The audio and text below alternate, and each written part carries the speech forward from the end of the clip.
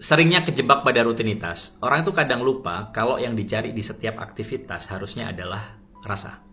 Rasa yang saya maksud di sini tuh bukan soal nyari kesenangan aja, tapi kemampuan kalian dalam menghayati apapun yang sedang dialami dan dilakukan. Ya sesimpel kalian bisa bedain, oh ini toh asinnya pengalaman, pahitnya dibohongin, senangnya bisa bantu orang, bingungnya memilih, dan seterusnya. Nah sebagian orang itu kadang cuman pengen ngerasain enaknya doang. Kalau ada tanda-tanda nggak enak, biasanya buru-buru di skip. Ya nggak salah sih, itu pilihan. Tapi resikonya adalah kalian jadi rentan nggak peka dengan petunjuk-petunjuk yang akan dilewatkan suatu saat.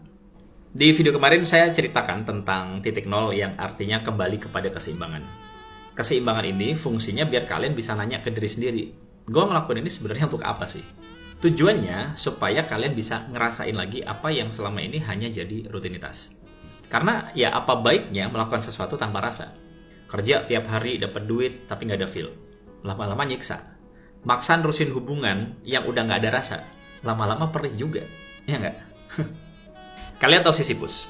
Ini cerita di zaman Yunani dulu tentang seseorang yang dikutuk dan dihukum oleh dewa Zeus dengan terus-terusan ngangkat batu ke atas bukit, dan setiap kali dia mau nyampe ke puncak, batunya menggelinding ke bawah. Lalu dia ambil, dia angkat, dia dorong lagi ke atas bukit, begitu mau nyampe puncak, batunya menggelinding lagi. Begitu terus seumur hidup.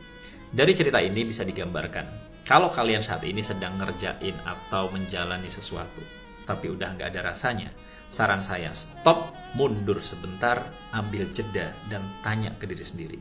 Gua ini sebenarnya ngapain sih? Karena jangan-jangan kalian saat ini terhukum seperti Sisyphus, tapi nggak kerasa. Gini teman-teman. Pentingnya rasa di zaman sekarang ini tuh kayak seolah dianggap remeh dan diabaikan. Padahal keberadaannya, diakui atau enggak, itu penting. Saya punya satu pertanyaan yang mungkin aja kita bisa renungkan bareng-bareng. Kenapa sih Tuhan nyuruh kita sering-sering berdoa? Saya nggak sepenuhnya setuju kalau ada yang bilang, ya itu dilakukan supaya doamu cepat dikabulkan. Enggak. Kok kesannya Tuhan tuh kayak manusia yang hitung-hitungan. Harus dirayu berkali-kali baru mau mengabulkan. Saya tuh mikirnya begini. Mungkin saja itu dilakukan dengan harapan di bacaan kesekian puluh, kesekian ratus, atau bahkan kesekian ribu, kita melakukan doa tersebut dengan rasa yakin dan ikhlas. Dan sebaliknya, kalau kita pakai rasa, yakin, ikhlas, walaupun sekali baca, doa tersebut langsung nyampe ke sana. Kenapa Tuhan nyuruh kita sering-sering berdoa?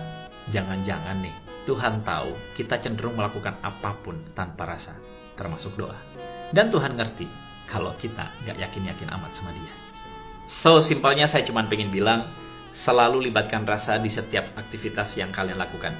Dan cara paling mudah melibatkan rasa adalah dengan kembali ke titik nol, ke titik seimbang, keluar dari rutinitas.